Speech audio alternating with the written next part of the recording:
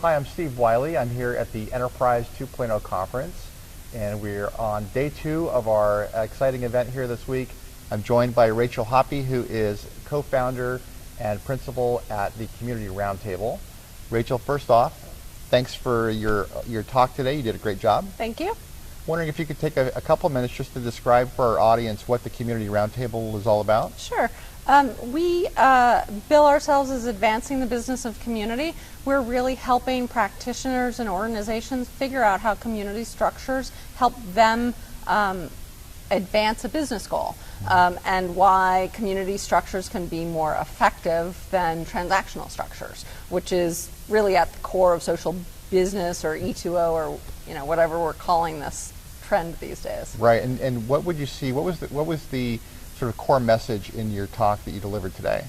Yeah, well, I'm seeing a real crossroads of companies who got into social because that's where their customers were, or that's what their competitors were doing, and they sort of added it on to what they were already doing, but really didn't kind of ingest the conceptual idea behind it, which is building a networked-based business.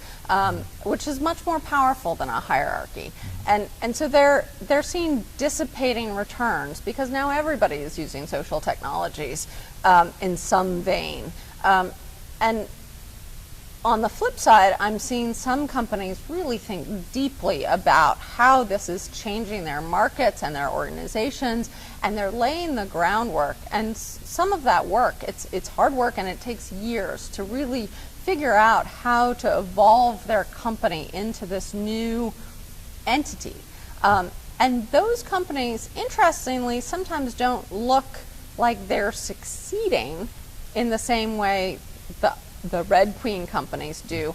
But in a few years, I predict that they're really going to outshine. And if you look at examples of companies that have been doing this for over 5 years, the SAPs of the world or what have you, you can see that they're really getting returns off of their communities in a way that I would expect the companies that are taking this very seriously and treating it as a core strategic initiative are.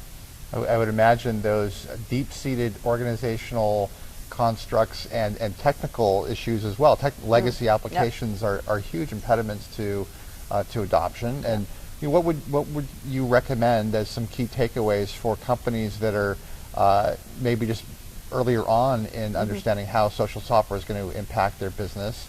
What would be some of your guidance around how do they get started?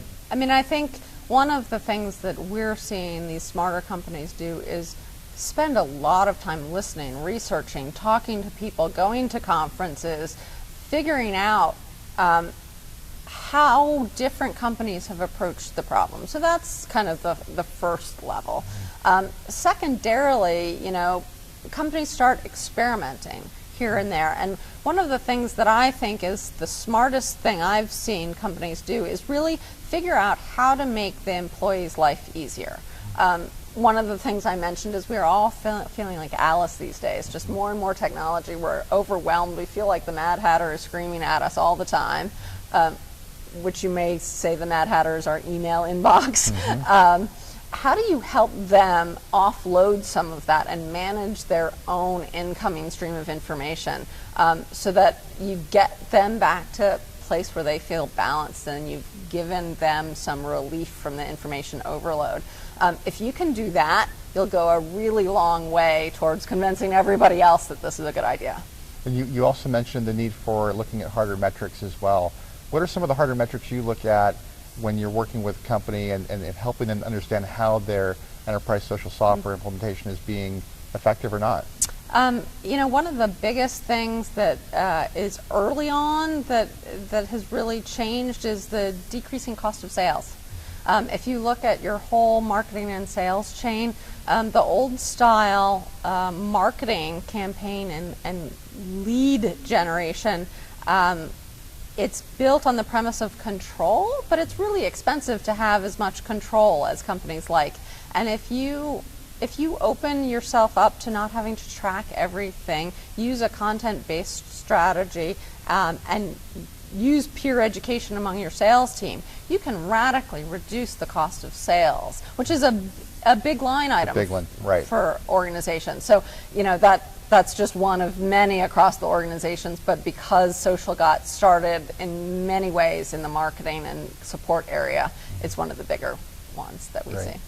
Well, I love the talk today, and the Alice in Wonderland analogy as well was great and really hit home for a lot of people. So thanks for doing Sure. that and for Thank being you, here this Steve. week.